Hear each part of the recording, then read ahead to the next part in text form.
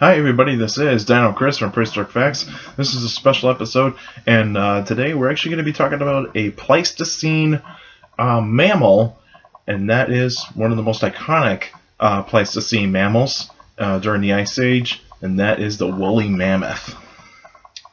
Now, woolly mammoths pretty much lived around the Pleistocene area, Pleistocene epoch, and pretty much lived throughout that time. And they probably have gotten into the beginning of the Holocene, basically, which is basically the era that is actually where we are in right now.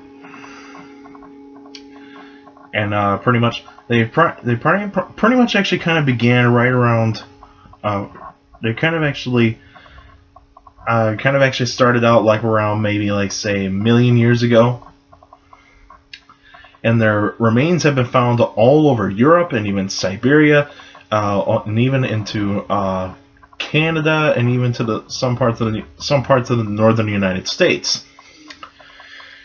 And basically, the size of some of these mammoths, males would actually be males in terms of height would actually be pretty close to 9 feet to 11 feet tall.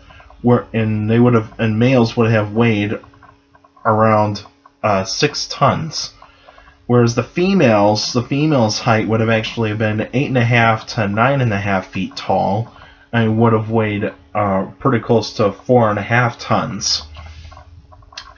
Now, the woolly mammoth is basically the most iconic of the Ice Age mammals, and pretty much so. It has a very thick coat of fur. It has very short ears, long trunk, and it's got really long tusks. And so pretty much it's kind of almost like a modern day elephant, but basically larger and a little bit more muscular. Now, the woolly mammoth is not actually the biggest elephant species that is actually evolved. That honor goes to the Columbian mammoth. The Columbian mammoth would actually be pretty close to 15 feet tall, and pretty much would have been really stocky, and their remains have been found around the southern parts of the United States, and even in Mexico and those kinds of places. It's because you see the Columbian mammoth actually kind of actually lives around prairies and near prairie areas, more grassland type of areas. Woolly mammoths actually kind of did the same thing, but basically they would actually have been pretty close to forested areas as well. But they would actually have kind of actually stayed around the grassy areas. But basically, woolly mammoth's diet is pretty much grass. They would have actually eaten grass. It's because you see they kind of have elephant-like teeth, where basically they're grinders. Basically, they're grinding type of teeth. And that's what they actually kind of do. They're pretty much grinders. They're grazers. Now, Columbian mammoths and woolly mammoths probably did come into contact, possibly, but basically they would have probably came into contact probably near British Columbia and Alberta. So those would have been some places where the Columbian mammoth and the woolly mammoth probably did come into contact. But probably woolly mammoths did actually come into contact with the mastodon, the American mastodon, and that would actually have been pretty interesting to see. Now, North America during the Ice Age was actually kind of like a divergency of like the elephant type of species, where you have the mastodon, the woolly mammoth, and the Columbian mammoth, and that's pretty much how that kind of went. Now, woolly mammoths pretty much kind of stay near the cooler areas of during those parts in the Ice Age, and pretty much their peak was around 500,000 to 300,000 years ago. But then when early humans actually started to come around, they did start hunting the mammoths and pretty much ate the meat, and probably would have actually used the tusks and some bones to actually use for like shelters and weapons and all that sorts of stuff. And pretty much mammoths there are some mammoths that have been well preserved in permafrost down in Siberia. And Siberia is a really nice place to actually find well preserved animals in the permafrost. Now, for many of you, what permafrost is basically it's basically it's basically soil that has actually been frosted for a long period of time, like in areas where it's really cold, kind of like in like northern Canada and also in Alaska. Siberia is very well known for that, for having permafrost. It's kind of like tundra, basically. It's kind of like tundra, where it's a type of soil where it can adapt to the cold temperatures, really cold temperatures, and that's what this stuff is. And these animals actually kind of died on like this muddy type of banks, kind of like quicksand, and pretty much they died really quick. It's because they kind of drowned in this like muddy like area, so they couldn't actually escape, and pretty much the permafrost has actually kept the bodies well preserved. You can see the soft tissues. You can actually get an idea of what these animals ate and also how they died, and that's pretty much how this kind of happens. And there's plenty of fossil sites of woolly mammoths. I mean, pretty much northern parts of the United States, in Canada, and also in Alaska, Siberia, and Europe, all those kinds of places. But basically, there is one site that is actually in South Dakota. It is called Mammoth Site, and I've been to this site. There's a museum right on top of the site, and pretty much it's this rocky rock formation basically that is actually formed by a kind of like a volcanic type of spring, and pretty much what happens is that mammoths actually thought like, oh, there's water down there, but basically what happens is that the hole is so steep that basically they couldn't actually like get really good traction to actually go down there, and also they pretty much died really quickly because of not only because of the fall, but also they probably died because they kind of drowned. And in these rocks, you can actually see like the lines, or like these like formations of like how this like spring actually was going during that time. So pretty much some of them actually kind of boiled to death, and so that kind of thing. There have been other animals that have been found in there as well, like the short-faced bear. I believe there's some. I think, if I remember correctly, I think there's probably remains of possibly, I think, of a lion, but I could be wrong. But I know that there's like hundreds of mammoths that have been found there, and they're most of them are pretty well preserved. And you can actually see like some of the skulls are actually been upside down, some of the skeletons have been disarticulated, and all that sorts of stuff. It's because every time these mammoths actually fell, they were actually kind of like mixing each other up, and some of these bones were actually kind of like scattered everywhere. So that actually kind of happens that way.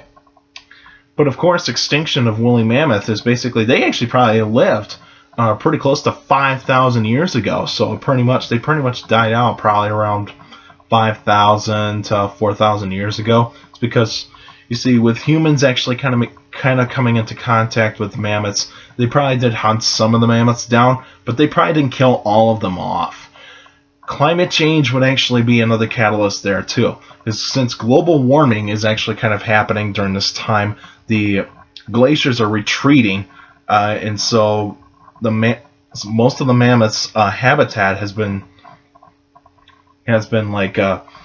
flooded, and pretty much they couldn't actually adapt to like these kinds of changes. Some of them actually did survive after 10,000 years ago, where a lot of the megafauna has actually went extinct, like Smilodon, the dire wolves, the Columbian mammoths, all these ancient camels and bison and horses and all that sorts of stuff. And I mean, that's a big megafauna that has actually died out. The mammoths probably did survive pretty close to 5,000 years ago, but basically they probably died out really quick Some of the last ones were probably like in Europe, North America. Probably the North American woolly mammoths probably only died out probably pretty much right after 10,000 years, just because you see humans were actually pretty much diversing pretty quickly during that time, and so humans were actually be able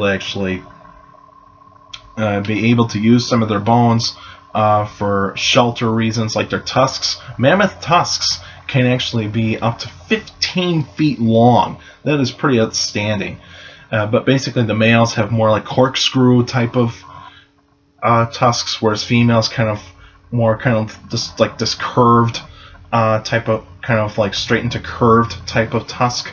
So, because if you kind of look at, like, say the Ice Age movie franchise, Manny is kind of nearly got the corkscrew type of tusks, and his girlfriend Ellie kind of has this like nearly straight to curved type of tusks, and that kind of sort of thing.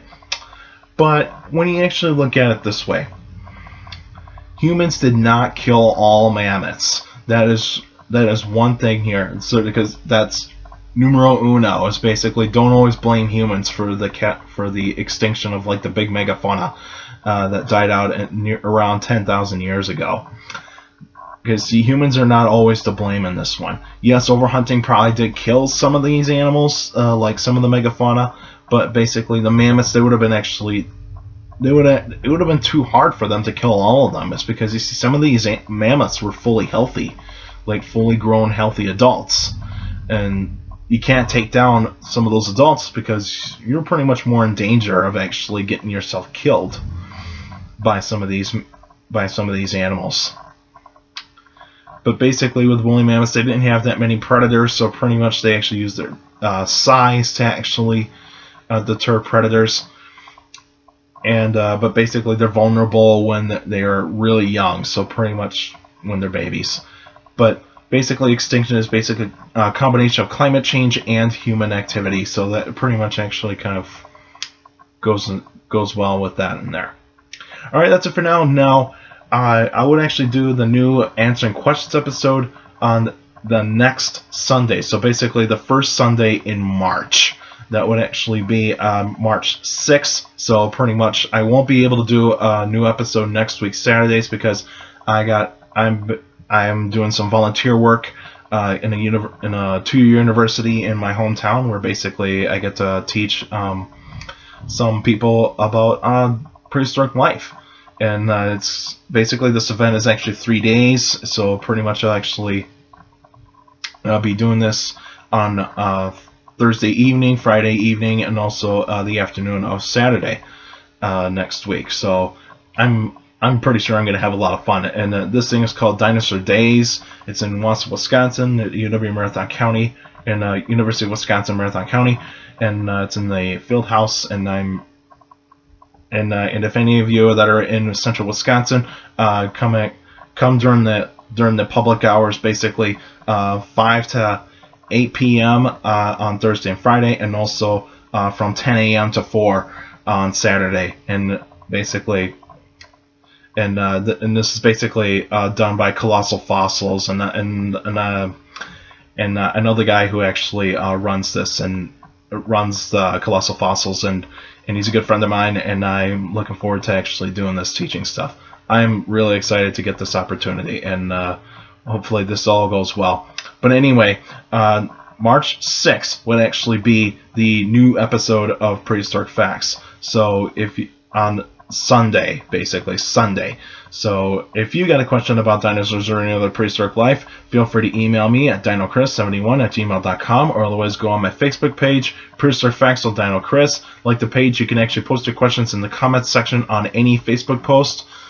But remember, keep your questions short and to the point. Also, you can follow me on Twitter at CSGRALL. That's my Twitter page. I post pretty cool stuff on there. And just to keep in mind, on my Facebook page, don't send the questions on the messenger because you see, because Because basically, if you're gonna flood me with a bunch of questions, I can't answer them all. So pretty much, limit your if you're actually gonna ask any questions, limit your questions to 2 to 4 questions, so that way I can actually read them a lot better. And basically, I can actually read them a lot better in the comments section on any Facebook post. Remember, a post, not in the messenger. So I rather actually have it in the comments section, or otherwise feel free to email your questions. And also take care of the people around you, and also for your younger people out there, make sure to listen to your parents, your teachers, and your guardians. Those are the best motivation you can have for a good education. It's very important to have a good education. With a good education, you get a good job in the future. Alright, that's it for now, and I'll see you guys on next week, Sunday, first Sunday of March.